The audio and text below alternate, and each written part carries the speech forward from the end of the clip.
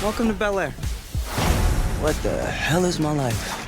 First of all, because it's based off an iconic series, but you are offering a different spin on it. So I'm curious, how do you find that balance between keeping the spirit of the original series alive, but while taking your own very different take on it? The original is so iconic. It's always going to be an inspiration, but we never want to imitate. We never want to be some knockoff. The first thing we sort of did was just look at the characters from the original and just play around with who could they be if they were among us now.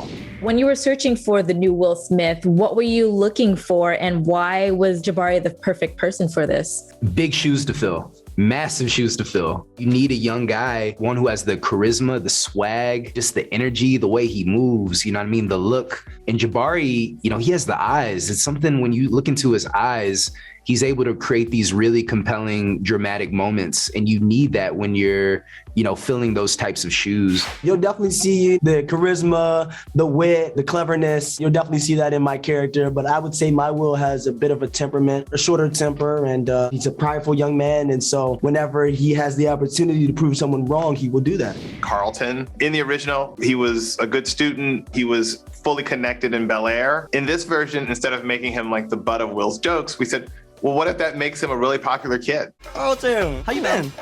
You know, thriving. I hope one day we can talk about why you're really here. Not only is Carlton the Prince of Privilege, he also very much sees himself as the original Fresh Prince of Bel-Air. You know what I mean? He is the Fresh Prince of Bel-Air, and Will coming into that threatens his place on the throne. We have a different set of rules here, okay? If you want to do well, just keep your head down and follow my lead. Whoa, whoa, whoa. It is electric for sure. There's so much animosity between Will and Carlton. Will is so unapologetically himself. And Carlton is the king of this circle that he's created. And to see Will come into it and sort of throw a wrench into the system that he has going, that's going to be super exciting for people to watch. And, you know, it's a callback to the original because, you know, when Will first got there, Carlton was like, who is this? Who is this? You know, it makes for great drama. It makes for entertaining television because at the end of the day, Will is not only a challenge to his blackness, Will is also a challenge to his masculinity. Oh, Viv! 10 years is a long time. Let me show you around. The biggest takes on this one is that really you just get to know who Vivian is. I mean, the storyline that they have for her has so much depth, and you realize that maybe you don't know that much about Vivian, right? She's not just an asterisk. She's a whole backstory and person with passions. So I think you'll actually learn a lot more about Vivian in this one. Yo, Uncle Phil! I'm glad you're safe. We'll talk later. Phil is a frat member. He's an alpha in this, which was a lot of fun to get to play. There's a relationship between him and Jeffrey that you didn't see in the original. Jeffrey is not the butler. He is the house manager. He's a little more street savvy. If there's anything that needs to be done, any problems, sort it.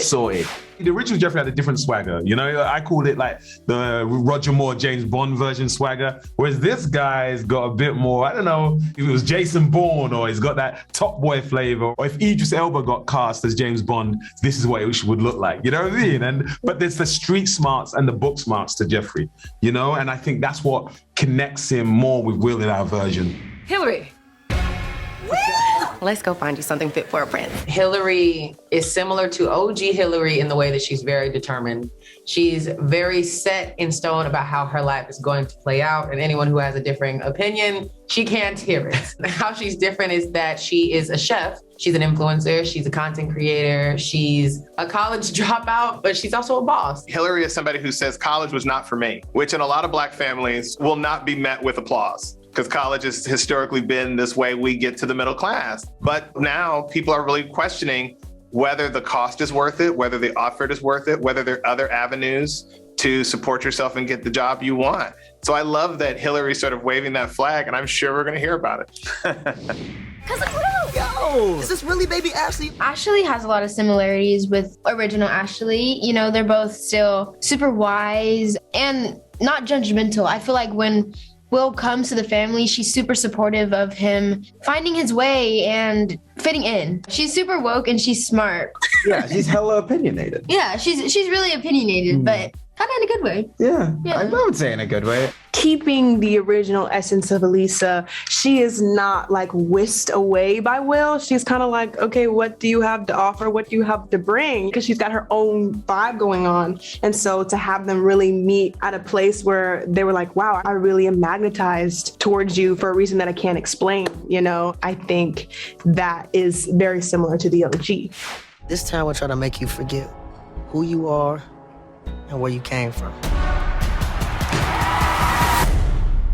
Don't let it do that. Between Jazz and Will. With this one, I feel like I'm more of a confidant. You know, I give him a lot of wisdom. At the same time, it's a lot of wisdom about other situations that he's going through rather than like the original, this is my best friend. We're going on certain escapades. Stupid stuff is happening and we're dealing with it together. As this is more like, hey, he needs help on trying to fit in. He needs help with, Carlton. He needs help with Lisa. It's a bit more of a serious tone that I bring to it. Yeah, and he's actually passing classes in school this time.